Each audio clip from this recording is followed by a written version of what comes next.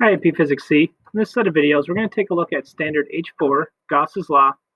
And in this standard, we're going to look at how electric flux that's passed through a surface can be used to determine how much charge is enclosed within that surface, which is one of the most useful things you can do in electrostatics. Gauss's law is written as an equation as saying the antiderivative, or the integral, of electric field with respect to area is equal to the charge enclosed by an area divided by the permittivity of free space. Let me talk to you about this first integral sign, because this is maybe unusual.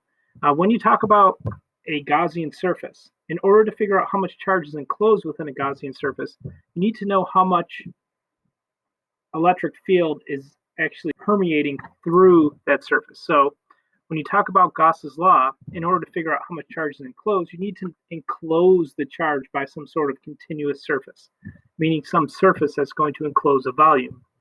In order to do that, you need to somehow integrate and take account for how much the electric field is going across that surface, and we use a special symbol for it. So the symbol we use looks like the normal integration symbol, except it has a little circle through it. And what that means is that you're integrating over a surface that's enclosing some area. This is a very common aspect of more advanced physics, so they do have a special symbol for it, but it also has a benefit, which we're going to see in a little bit later, meaning that we're going to use symmetrical surfaces that we're familiar with, and instead of integrating, we're going to be substituting and doing things where we know the electric field is constant.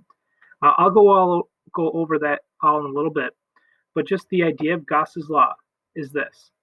If you enclose some surface, 100% enclosed by some sort of area that you can discern, if you determine the electric flux through that area, you can set that equal to the amount of charge in that area divided by permittivity of free space. And again, that's this equation. On the left-hand side of the equation, you have the electric flux, electric field, times area. And on the right-hand side of the equation, you have charge enclosed by that area divided by permittivity of free space.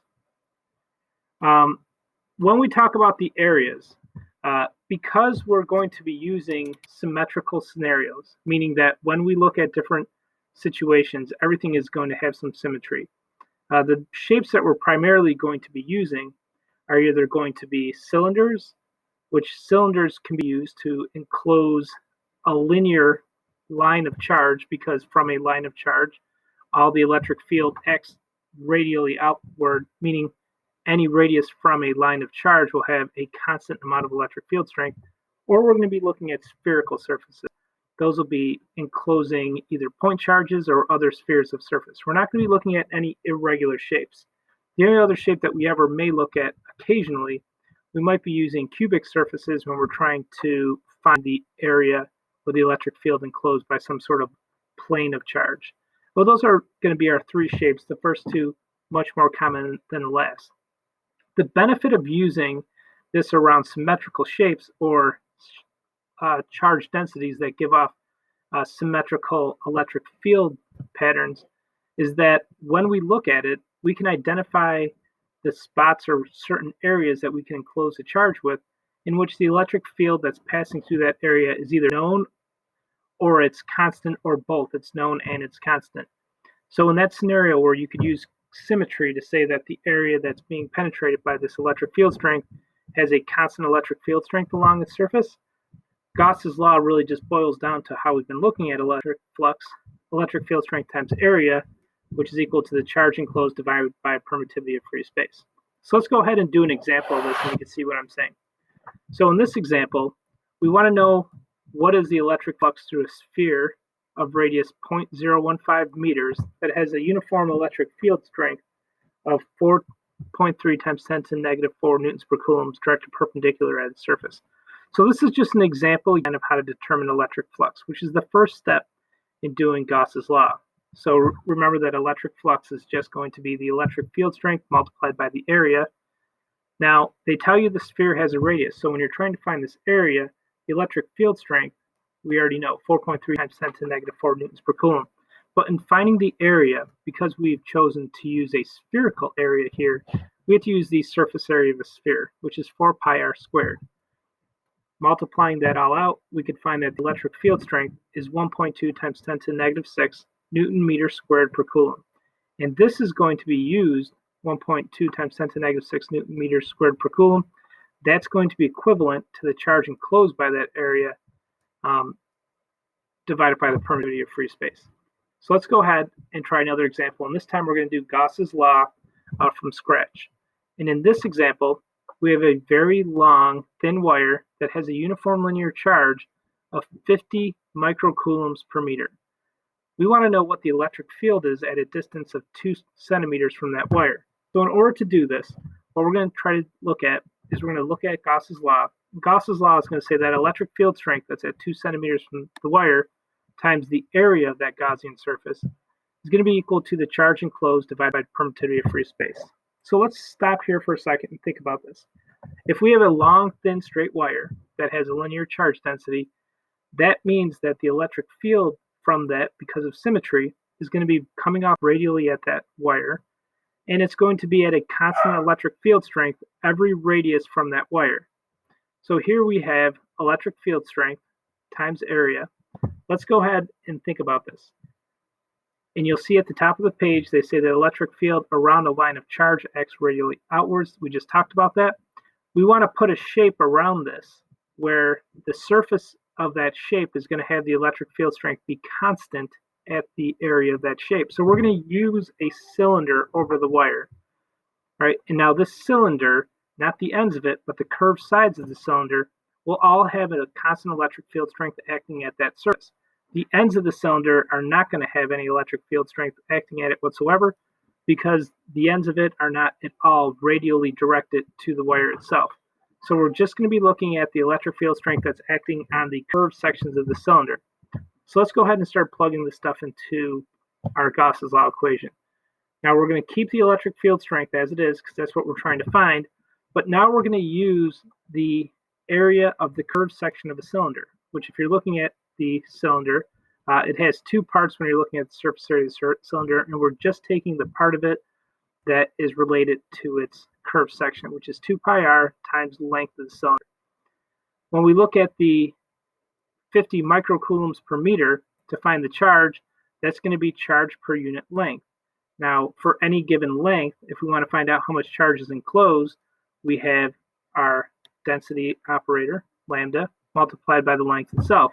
The nice thing here is that since they both have lengths on the left and on the right, it really doesn't matter how long the cylinder is or how long the wire is.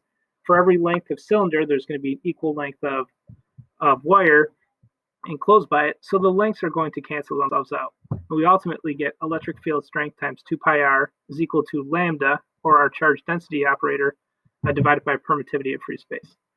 So now we can plug in our values. On the left, we have electric field strength times 2 pi, and now we're going to have our radius, 0.02 meters, which is 2 centimeters. And on the right, we're going to have the lambda, our charge density operator, which is 50 times 10 to the negative 6 coulombs per meter, because a microcoulomb is times 10 to the negative 6. Then we're going to divide it by the permittivity of free space, which is 8.85 times 10 to the negative 12 coulomb squared per Newton meter squared. You could find that 8.85 times 10 to the negative 12, that permittivity of free space constant, on the front page of your reference tables. Solving all that, we could find that the electric field strength at that surface is 4.5 times 10 to the 7 newtons per coulomb, and that's our answer. And what we're really, the idea behind Gauss's law is this.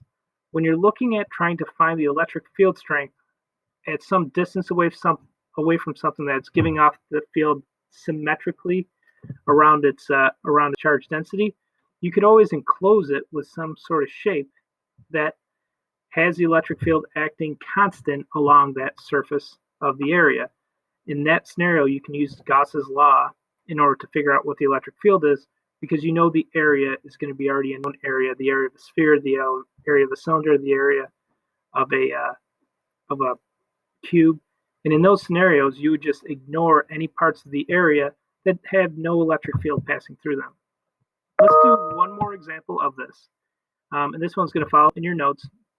In this example, we have a charge of 30 microcoulombs, negative 30 microcoulombs, and it's distributed uniformly through a spherical volume of radius 10 centimeters. We want to figure out what the electric field strength is within the charge at a distance of 2 centimeters from the center of the sphere. So we're going to again start with Gauss's law, that electric field strength times area is equal to the charge enclosed divided by permittivity of free space. Now we got a couple things here that we have to do before we can actually massage this into its final form. The first thing that we're going to do is we're going to try to think about the shape we want to make.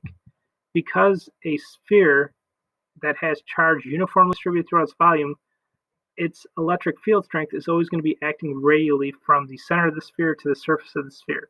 So to find out what the electric field is at some point within the sphere, we're going to enclose the charge in that sphere with another sphere. So we'll have a smaller sphere within the first sphere. So we'll say that the electric field inside the sphere acts radially, and that the curved side of a sphere inside of that larger sphere will give us the electric field strength constant along its sides. So this is going to be our idea before we apply Gauss's law.